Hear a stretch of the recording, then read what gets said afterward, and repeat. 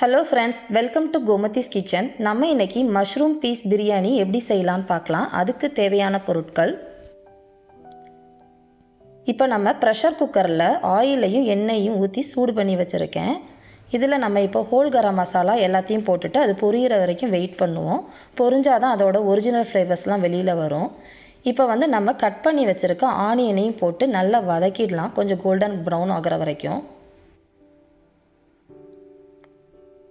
எவ்வளோக்கு எவ்வளோ ஆனியன் வந்து வதக்கி ப்ரௌன் ஆகுதோ அதுக்கேற்ற மாதிரி பிரியாணி நல்லா டேஸ்ட்டாக இருக்கும். இப்போ நம்ம இஞ்சி பூண்டு பச்சை மிளகாய் எல்லாத்தையும் போட்டு நச்சு பேஸ்ட் மாதிரி ஆக்கி வச்சுருக்கேன். அதையும் போட்டு மிக்ஸ் பண்ணிடலாம். அதோட அந்த ரா ஸ்மெல் போகிற வரைக்கும் நல்லா வதக்கிடலாம். பச்சை வாடை போயிடுச்சு. இப்போ அதோட கொஞ்சோண்டு சால்ட்டு போட்டு வதக்கணும் அப்படின்னா வெங்காயமும் சரி அந்த போட்டிருக்க பேஸ்ட்டும் சீக்கிரம் வதங்கிடும். இப்போ இந்த டைமில் நம்ம வந்து கட் பண்ணி வச்சுருக்க தக்காளியெல்லாம் போட்டு நல்லா நைஸாக பேஸ்ட் மாதிரி வர அளவுக்கு நல்லா வதக்கிடலாம்.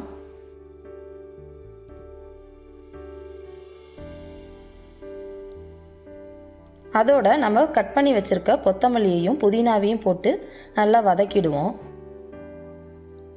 இதை நீங்கள் கொஞ்சம் மிக்சியில் போட்டு கூட அரைச்சி போட்டுக்கலாம், அதுவும் நல்லாயிருக்கும். பட் நான் இன்றைக்கி வந்து சாப் பண்ணி வச்சுருக்கதான் போட்டிருக்கேன். எல்லாம் சேர்ந்து நல்லா பேஸ்ட் மாதிரி வதங்கிடுச்சு.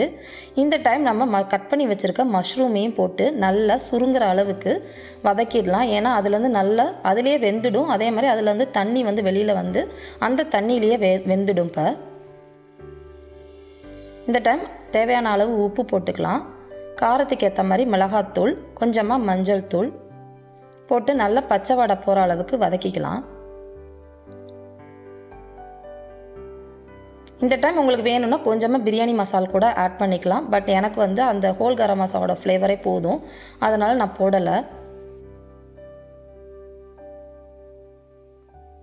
இப்போ நான் வந்து ஃப்ரோசன் பீஸ் எடுத்து வச்சுருக்கேன், ஆனால் சீக்கிரம் வெந்துடும். சப்போஸ் நீங்கள் காஞ்ச பச்சை பட்டாணினா ஊற வச்சு வேக வச்சு சேர்த்துக்கோங்க. இந்த டைமு போட்டு எல்லாத்தையும் நல்லா வதக்கினதுக்கப்புறமா நம்ம எடுத்து வச்சுருக்க தயிரையும் சேர்த்து நல்லா பேஸ்ட் மாதிரி வதக்கிடலாம். ஏன்னா தயிர் ஊற்றுனனால எல்லாம் நல்லா ஈவனாக மிக்ஸ் ஆகணும், இல்லாட்டி அங்கங்கே திரியாக இருக்க மாதிரி இருக்கும். அதனால் நல்லா மிக்ஸ் பண்ணிவிடுங்க.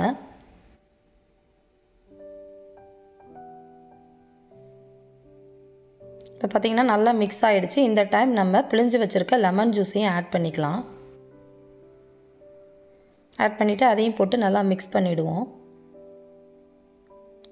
இப்போ நான் வந்து பாசுமதி ரைஸை ஒரு 15 நிமிஷம் ஊற வச்சு தண்ணியை வடித்து வச்சுருக்கேன். அந்த பாசுமதி ரைஸையும் அதுலேயும் போட்டு நல்லா மசாலா எல்லா இடத்துலையும் பர அளவுக்கு மெதுவாக வந்து கிண்டுங்க, இல்லாட்டி அரிசி உடஞ்சிடும்.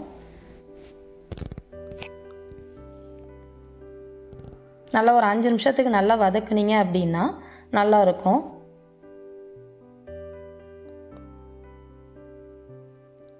தேவையான அளவு இப்போ உப்பு சேர்த்துக்கலாம்.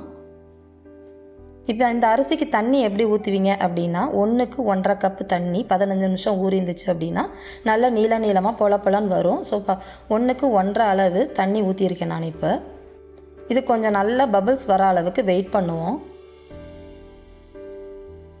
ரொம்ப கிண்ட வேண்டாம், பார்த்து இல்லாட்டி அரிசி உடஞ்சிடும். இப்போ வந்து நம்ம வெயிட்டு போட்டு குக்கரை 15 நிமிஷம் மொத்தம் அதில் வந்து ஒரு 7 நிமிஷம் மீடியம் ஃப்ளேம்லேயும் ஒரு 3 நிமிஷம் லோ ஃப்ளேம்லேயும் வச்சுட்டு ஸ்விட்ச் ஆஃப் பண்ணிவிடுங்க.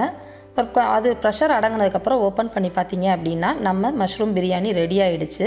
இது செய்கிறதுக்கு ஒரு 20லேருந்து 25 நிமிஷம் தான் ஆகும். ரொம்ப ஈஸியாகவும் ரொம்ப டேஸ்டியாகவும் இருக்கக்கூட பிரியாணி. இதை நீங்கள் செஞ்சு பார்த்துட்டு உங்கள் கமெண்ட்டை மறக்காமல் போஸ்ட் பண்ணுங்கள். இந்த வீடியோ பிடிச்சிருந்துச்சு அப்படின்னா லைக் பண்ணுங்கள், ஷேர் பண்ணுங்கள், மறக்காமல் எங்கள் சேனலை சப்ஸ்கிரைப் பண்ணுங்கள். தேங்க்ஸ் ஃபார் வாட்சிங்.